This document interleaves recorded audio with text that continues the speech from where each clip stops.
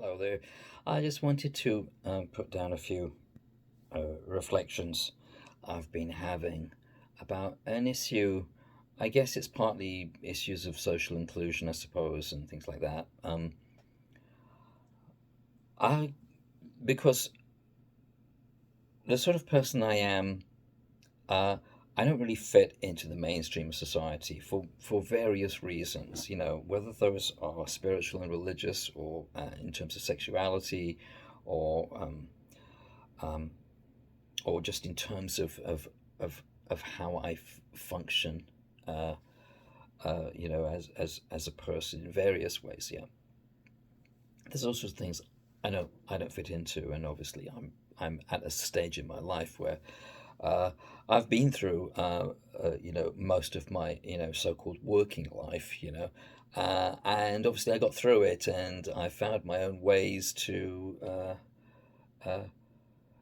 to survive and get through and you know achieve various things. However, I'm not somebody who fits, and I was never going to be somebody who fits. Now, the question for me is, how does somebody like me find their way in society? Yeah. How does somebody like me find their way? Because a lot of people are preached to by activists in ways which politicize these things. Um, and I think they politicize them really quite appallingly. And this is why we get people who are, you know, um, have all sorts of for instance, psychological problems. They're being exploited by activists, yeah, and we get people with all sorts of problems in terms of coming to terms with their gender, or understanding their gender, etc., etc. We get all sorts of people having their difficulties of fitting in to society, being exploited by these people, being weaponized by these people, often with not very good results. Um, but the thing is that society is as it is, yeah. It's evolved over a period of time, yeah. And let's take it back a bit, because it seems to have gone crazy just in the last, at least the last 10 years, certainly, yeah. Probably longer. Well, yeah, longer. But society has evolved as it has because that's what works at a certain level. That's what proves to be sustainable at a certain level. Um, and when I say sustainable, I mean socially sustainable. I'm not talking about, like eco activist stuff, yeah. I mean socially sustainable. So there are things which work, yeah. Um, you know, Things which lead to people, having relatively healthy lives, people having children, people bringing those children up well, etc., etc. You know, these things are all very, very important for a society. Yeah. We have things which lead to people being able to hold values and share values in common, which allow a society to actually work, yeah, in a way which fosters trust and social bonds, yeah. These things are all very important. And they're all also really rather old fashioned. And they're old fashioned because they worked, so they lasted a long time. Now, someone like me doesn't necessarily fit these things, yeah. And it's not that I have an antipathy towards these things, it's just I don't fit. Um, I can't have children. I was never going to be able to have children. Yeah. Um, I wasn't going to be able to fit into that life. I wasn't made for relationships with women. Yeah. Not going to happen in that way, uh, you know, outside of friendships. Uh, and there are lots of things, there are quite a few things like this. My spirituality doesn't fit with the mainstream. There's quite a few things that don't fit. Yeah. So, what is the answer to that? Yeah.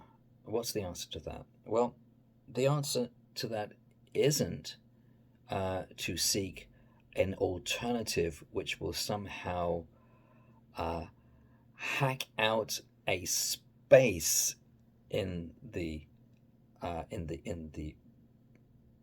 parent society, whether it likes it or not, and destabilize it or even replace it. Yeah, this that's not an answer. Yeah, um, uh, the answer I think is to find ways to exist and thrive and bring about coexistence. Yeah, uh, but in ways which actually do not, at the very least, do not harm the mainstream society.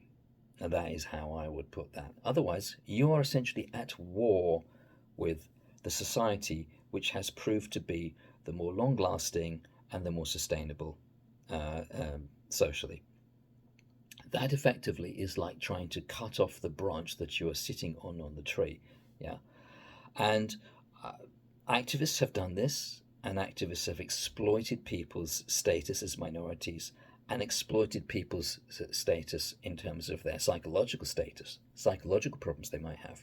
They've exploited this for their own ends to weaponize people, use them as cannon fodder, and what they're doing is essentially trying to destroy the parent culture for their own ends. And I think that's something which has come out of this sort of like postmodern Marxist ideology, or post-Marxist ideology. Yeah. So, and that's not going to work, and it doesn't work. It doesn't work. It doesn't work for me. It's not going to work for anybody in the long term because it will simply cause suffering. My values have evolved over time. Yeah, they've evolved through experience. Um, and I would say my values are what I would term unconventional conservative. They're conservative because that's what lasts and works, and they're unconventional because that's what I am. And so, uh, uh, it's not going to be the normal run of things for me. Uh, but I want to see a society which is healthy. I want to see a society which is sustainable. I want to see a society which actually lasts. Yeah. Um, and so that's where I end up. And I end up um, seeking places for me and people like me to be able to live as part of the fabric of society, not as a replacement for it. Yeah. Um, that's what I want, to be able to live as part of society. Um, and it still be me living as part of society. Yeah. Um, and there are ways for this to happen. We can all find ways for this to happen. Um, we've been through, and we continue to go through, some very fractious times in terms of struggles between people and conflicts between people. Uh, I think some of those conflicts are probably unavoidable because of the amount of mismanagement of our society. Uh, but there are other conflicts which are really being plied by activists almost at the edge, if you see what I mean. Uh, I had a very interesting experience, a very positive experience a while ago, earlier in the year, when I went to a symposium uh, which was dedicated to the uh, spirituality of Aleister Crowley, basically, and his teachings of the Lemma. And one of the speakers there, who I thought was absolutely fantastic, um, uh, she gave a speech on the goddess Babylon, and it was a really, really great talk. Yeah, actually, it was a talk rather than a speech. Yeah, it was a really good talk. It was a really good presentation. But just incidentally, she happened to sort of like mention that she was non-binary and how that played into her sense of relating to that to that to that goddess. Yeah, relating or maybe that relationship being more complicated than it might be otherwise. But she happened to just mention this, and it was in context, um, and it couldn't be further from the kind of strident, fractious presentation of identity, which we see so often when people use terms like non-binary, yeah, um, with all sorts of demands. There was none of that to it. And in such a situation, with such a positive presentation, all you could do was appreciate this person for whatever it was she was communicating and whatever this meant to her. And I think that's a very good example of how um, somebody's personal experience of themselves, probably to some extent not fitting in certain ways, can be acknowledged and open up understanding without that being the point, yeah, if you see what I mean, without a point being made, yeah. Um, I think just an experience like that does far more to open up things than any amount of political campaigning does, yeah, because uh, it introduces you to a human reality and a personal reality without it being uh, a political weapon or any of this sort of thing. So bravo, and it was a really lovely experience in that way. And to be truthful, with a world where so much, because of the media and social media and political activists, has been turned into battles, it's actually lovely to see people bring forward something else. Because most people aren't bothered by stuff, you know. Um,